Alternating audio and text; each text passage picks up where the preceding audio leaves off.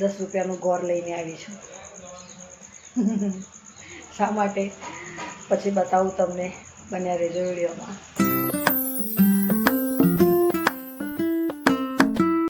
જય શ્રી કૃષ્ણ, રાધે રાધે, જય દ્વારકાધીશ, હર હર મહાદેવ.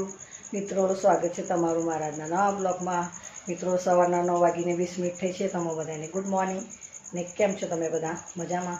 મિત્રો, બધા મજામાં જ રહો. દ્વારકાધીશ બધાને સાજા સારા રાખે.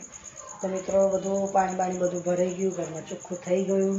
હવે બસ જમવાનું જ બનાવવાનું છે. આજે વહેલું પતી ગયું, કાલે પણ વહેલું પતી ગયું હતું. તો હવે વિચારું છું શું જમવાનું બનાવું. અને તુલસી નથી, તુલસી તોડી લાવી કાનું ખાતર. મિત્રો, ચેનલ પર નવા હોય તો સબસ્ક્રાઈબ કરજો અને વિડીયો સારી લાગી તો લાઈક શેર કોમેન્ટ કરજો. તો ચાલો હવે જમવા બનાવવાની શરૂઆત કરું છું. અને આજ તો છે ને 10 રૂપિયાનું ગોર લઈને આવી છું.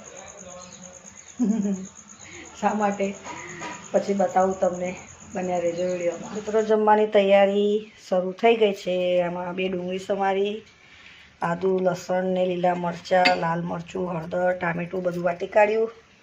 તેલ ગરમ કરવા મૂક્યું છે. અને આજે બનાવું છું ગિલોડા બટાકાનું શાક. તો પહેલાં આપણે ડુંગળી સાંકળી કાઢીએ મસ્ત. ડુંગળી મસ્ત શેકાઈ જાય ડુંગળી એટલે મસાલો શેકી કાઢું ને પછી ગિલોડા બટાકા નાખી દઉં અંદર.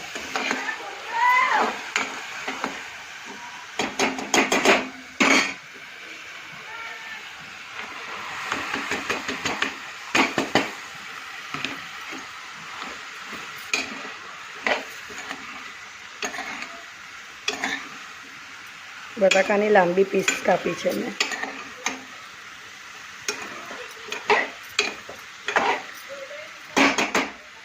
મિત્રો, થોડુંક જ પાણી નાખીશ અને ધીમી આંચે એને આપણે ચડવા દઈએ. બરાબર,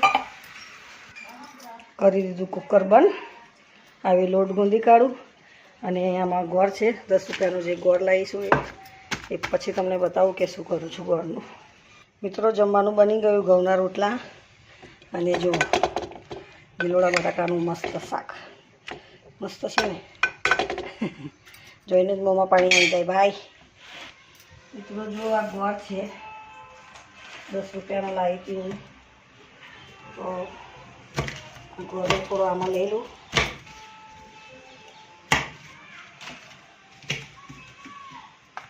આ ગોળ અને આ મોટો રોટલો જાડો છે, ગરમ ગરમ બજી જવાય છે.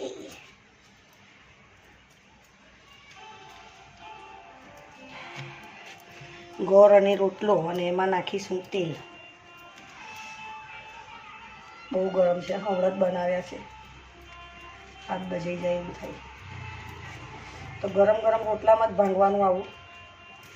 એક રોટલો ને એક ગોળ છે મસ્ત. જો તો મિત્રો, જો એક રોટલો ને ગોળ ને એમાં તેલ નાખ્યું છે આવડું.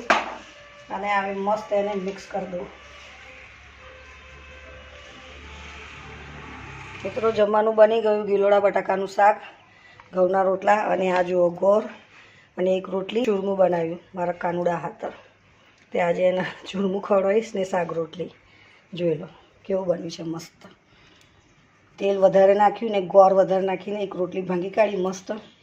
હવે એને જમાડીશ. તો જમવાનું બની ગયું છે. ગિલોડા બટાકાનું શાક, ઘઉંના રોટલા અને ગોળ ને રોટલીને તેલ નાખીને ચૂરમું બનાવ્યું ઘઉંની રોટલીનું કાનુડા ખાતર. તો ચાલો મિત્રો, આજ માટે આટલું જ. ચેનલ પર ના હોય તો સબસ્ક્રાઈબ કરજો અને વિડીયો સારી લાગે તો લાઈક શેર કોમેન્ટ કરજો. તો મળે નવા બ્લોગમાં. જય શ્રી કૃષ્ણ, રાધે રાધે, જય દ્વારકાધીશ, હર હર મહાદેવ. બાય.